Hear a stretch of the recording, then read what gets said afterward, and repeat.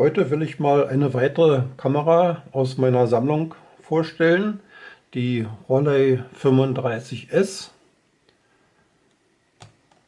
Wie man sieht, eine sehr kompakte Kamera, wobei man das am besten durch einen Vergleich feststellen kann. Das ist so eine typische Kamera aus diesen Jahren um 1975. Man sieht hier ganz gut, dass man die Rollei durchaus wirklich als Kompaktkamera bezeichnen kann. Die Kamera ist eine meiner Lieblingskameras, und zwar deshalb, weil sie eben, wie gesagt, sehr kompakt ist und gleichzeitig eine sehr gute Bildqualität liefert.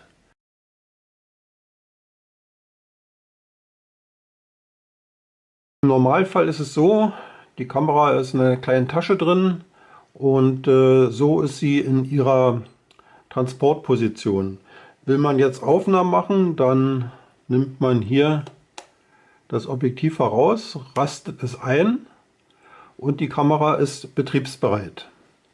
Ich zeige mal hier so die einzelnen Teile der Kamera. Auf der linken Seite, ist hier so ganz gut zu sehen, stellt man die Filmempfindlichkeit ein.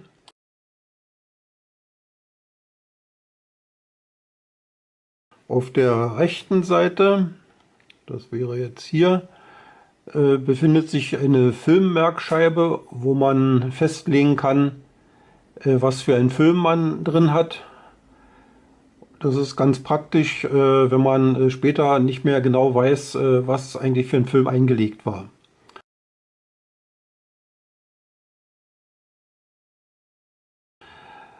Hier ist das Objektiv zu sehen.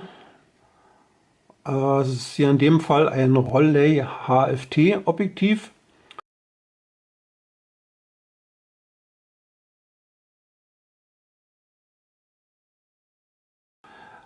Ein Sonar mit 2,8 größter Öffnung und 40 mm Brennweite. Das ist bei kleinem Bild, entspricht das einem ganz leichten Weitwinkel.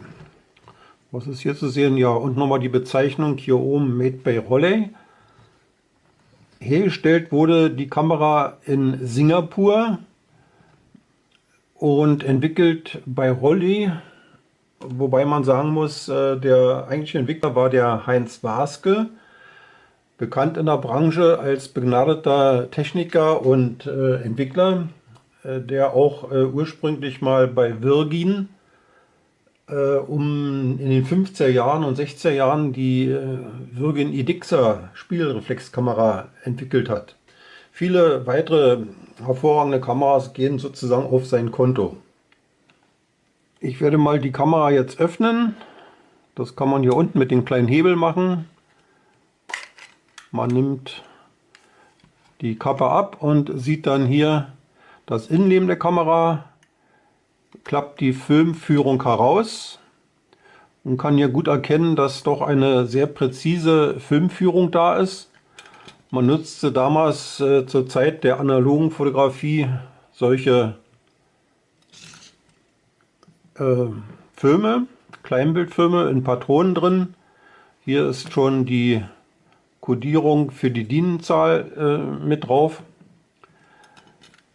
Und hier kam der Film rein, wurde dort rüber dann aufgewickelt.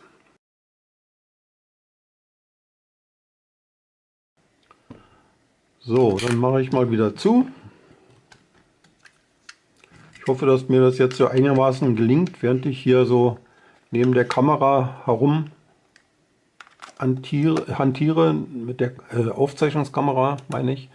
So, man sieht auch, eine Folge der kompakten Bauweise ist natürlich der Platzmangel am äußeren Bereich. Deshalb wird der Film zurückgewickelt hier unten. Dann hat man hier noch die Montageplatte für den Blitz, den man anschließen kann. Stativgewinde ist klar. Nochmal zur Vorderseite.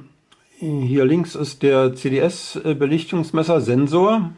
Denn die Kamera hatte damals ja dem Stand der Zeit entsprechend keine Belichtungsautomatik, sondern man machte das mit einem Nachführzeiger, indem man hier die Werte zur Deckung brachte, und bis der kleine Zeiger an der Marke war, dann konnte man auslösen, weil dann die Belichtung richtig war. Hier ist der Auslöser, noch mit Drahtauslöseranschluss. Ich spanne mal hier und sehe, es ist schon gespannt und kann jetzt eben hier vorne auslösen.